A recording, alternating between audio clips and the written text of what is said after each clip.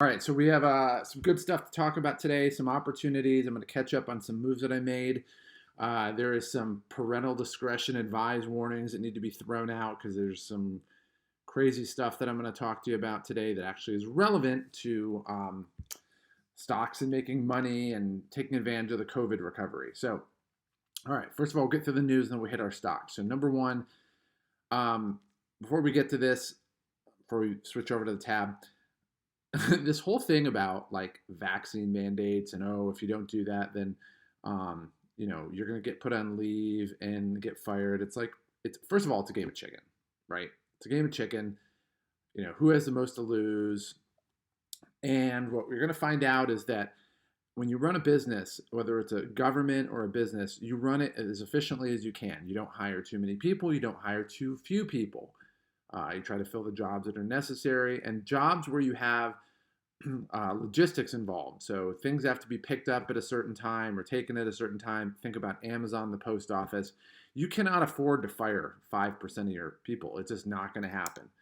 And what happens is when you get a unionized environment, then you're going to get people that basically make things worse. So think about the airlines, how they did a sick out because they were telling the pilots that if you weren't vaccinated, you weren't going to you're going to either be fired or what have you. So what happened in New York, I think I saw this and I'm like, dude, this could be the turning point.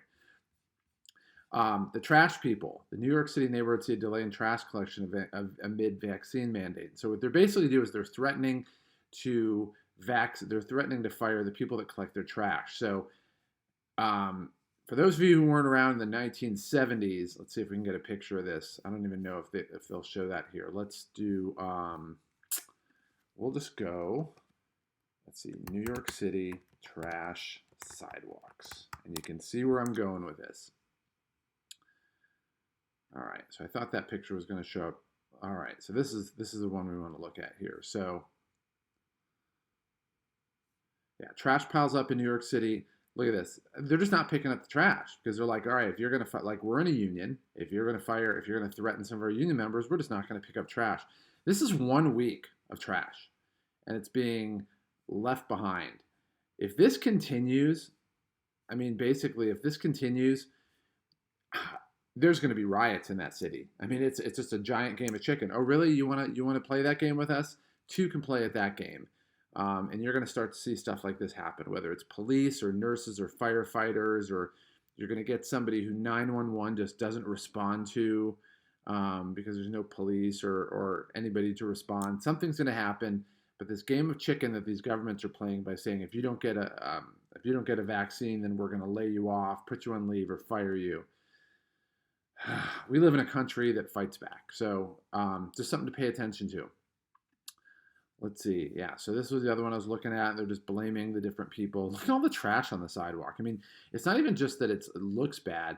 I mean, this is like disease. This is like, honestly, people are gonna have a problem, and it hits old, or it hits rich neighborhoods and poor neighborhoods alike. And this is an old picture. You can tell by the old metal trash cans back in the day.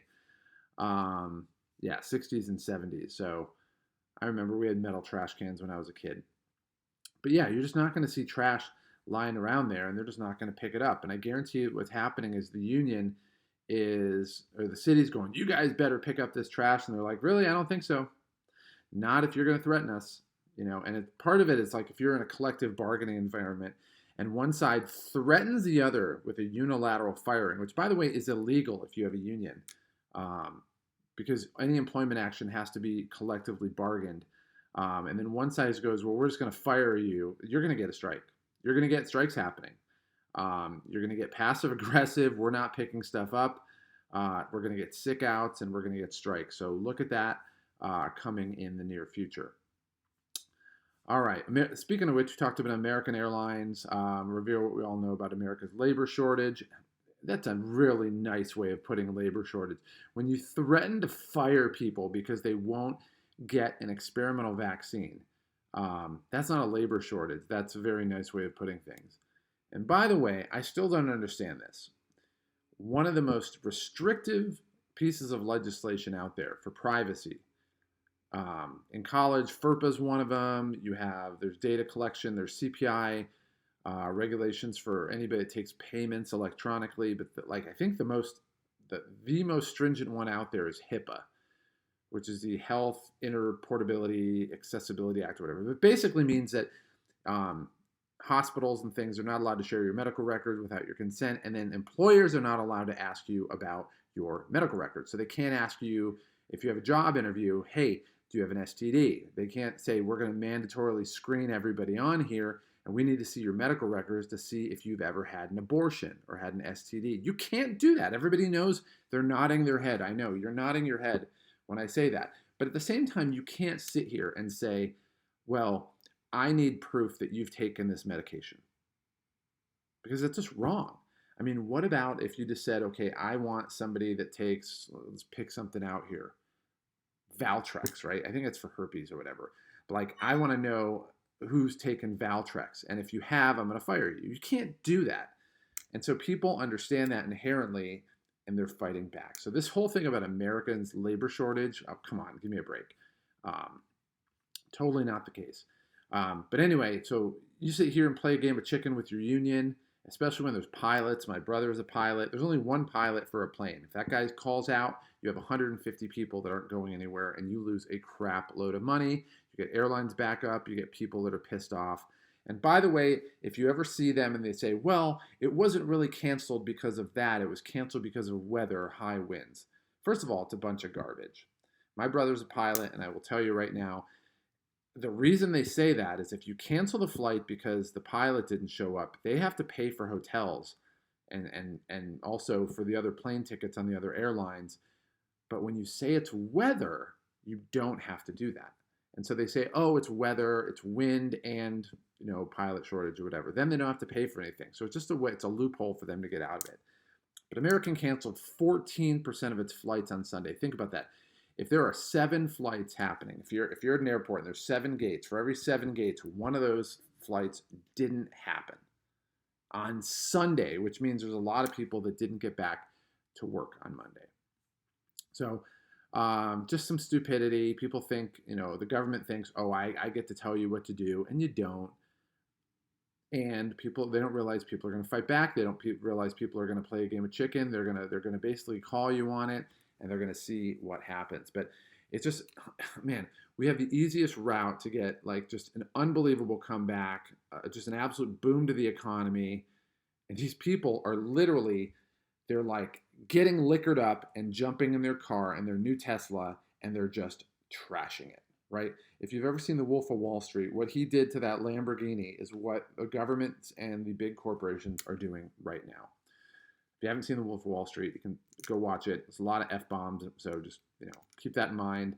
But the Lamborghini scene at the end is exactly what our government and these big corporations are doing to our economy. All right, so this one's crazy. This one hit yesterday, and I was looking at Penn National Gaming, PENN, and it went down like 20%. I'm like, what the heck is going on? I mean, if you paid attention to me, I'm like upping my gambling and casino stocks. And so I went down 20%, and I'm like, I wonder what it was. And part of it was they missed their revenue expectations, which is fine. But really the bulk of it was this, is Dave Portnoy, who owns Barstool Sports, who Penn National Gaming has a significant stake in Barstool Sports. Basically, if you paid attention, last year it came out that he really just likes rough sex. I mean, really, like not like kind of rough. I mean, like ridiculously rough. I mean, this guy has to, for whatever you like him or hate him, I mean, this guy has to have some mental issues that he needs to go talk to somebody, because he really likes rough sex. And it's not even a surprise. The women, he's with like the rough sex or whatever. But apparently it came out that basically he was with a girl, and she said, the woman said, I was screaming in pain. It turned violent and humiliating. She basically supposedly had a rape fantasy that turned into a traumatic experience. And where was this? There was another thing in here. I think it was this article. And she basically said it was so rough. And the wording of it was kind of interesting. It's not in this article. She said it felt like rape, which means it wasn't rape. But he's so freaking he was so rough with her that that came out. And it's one thing to do that as a private citizen, but when you're running a major media corporation, it's a cost you got to count, and just not a smart thing to do. And he's probably going to get sued. If she's willing to put that in court, he's probably going to get sued. But anyway, that was basically something that came out. And I guarantee the people over at Penn National Gaming had a long conversation with him on the phone.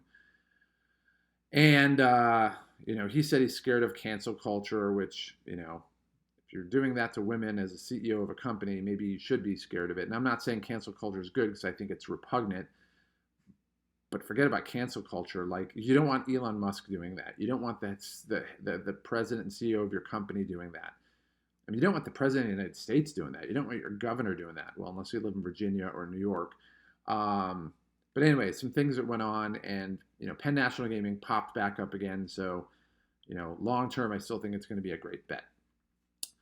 All right, so we're going to skip that one. We'll get right to some of the moves we made. So we had a big day a couple days ago, so I ended up selling not all of it, just a share of some of these stocks. So I didn't liquidate positions. I just took some of it out. Norwegian Cruise Lines, I sold at 27. It's sitting at 28, which is fine, whatever, not a big deal. Hall of Fame Resorts, I was like, all right, we'll take a third of it out because it's football season. We probably got the most out of it. So it's sitting at 244. So that looks like a good trade right now. RDI, which is Reading, which is the movie theater chain, sold it at 5. It's sitting at 43 right now, so that's good. AINC has gone up a lot, so I'm not really pissed about it at all. Like, the rest of my shares have gone up a lot. Sold it at 18, sitting at almost 21. And then Cinemark, I sold a little bit of mine there, which is the movie theater chain. Sold it at 21. It's sitting at 21.75. So that's kind of cool that that went in. Some things that I just bought the other day, actually yesterday when some of these stocks went down a lot. I bought, and I haven't updated. Oh no, I guess I did update the prices for the stocks I own today. So Red Rock Resort, which I've been wanting to get back into for a while, it went really down over a couple days, so I bought it low. Bought it at 49. It's sitting at 50.25. Ashford Hospitality, which I have a lot of, 15,000 now. I had like 12 before. It's up at 15,000 now. Bought it at 14.5. It's now at 15. It's almost 16, so that's kind of cool. DraftKings, again, betting stocks, 46.50. It's sitting at 43, so we'll get that back. And that one just went down a lot. So I bought it. I didn't realize it was going to go down in one day as much as it did, but it'll come back pretty soon.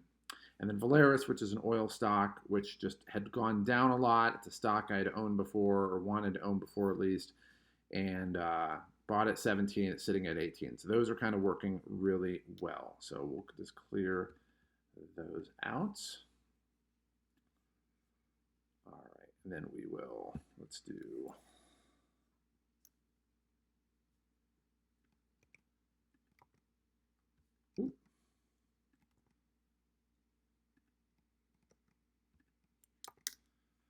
All right, there we go. So we're basically sitting here at 163,000. I took 5 out before, so really at 168 for all intents and purposes. We're up about 7,000 today. All right, so what are we going to do? What's our strategy today? How are we going to look at this? And I'm looking at this for the first time, so you're kind of looking at it with me. ANC is up 15%, so that's good. We have a medium holding in that, so we're just going to leave that for now. Carnival Cruise, the cruise lines are a little bit over, basically break even a little bit more. So we'll leave that there as well. I want to see if I get a big day for them, I might sell my positions in those. So Cinemark's at 5%. And let's see, offhand, Hall of Fame's a little bit above. Norwegian Cruise Line's about 8% above. RDI, the movie theater. And again, movie theater is the same thing. They haven't really seen their bump up. I have a feeling there's a big bump up coming for the movie theaters. Royal Caribbean's at 7% above. Red Rock Resort I just bought, obviously. And I'm really mad about Signet Jewelers, man. I never bought a whole lot. I bought $2,000 of it, sold it when it was up about 600%, and it's now up 1,500%. So if I had bought 8,000 of that, I don't even want to get into where I would be with that stock. So just eats me up every day. All right, so let's take a look at the movement rank today. And I only did the stocks that I own. And I did make a change of this just to give me a little bit more visibility on some things. So I didn't update the stocks that I don't own. All right, so let's take a look here. Okay, that is not.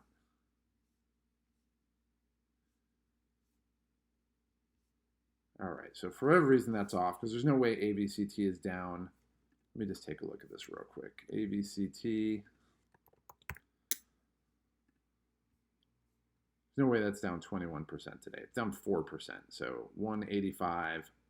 Oh, that's because it was yesterday. Okay, so anyway, I'm not really sure what's going on. Maybe this was 2 days ago. I'll figure that out. But um, anyway, we'll go through here and just take a look on Robinhood and kind of see where we're at. So Norwegian Cruise Line's up 7. This is my old school way of doing it. Red Rock Resorts is up 7. Royal Caribbean's up 9.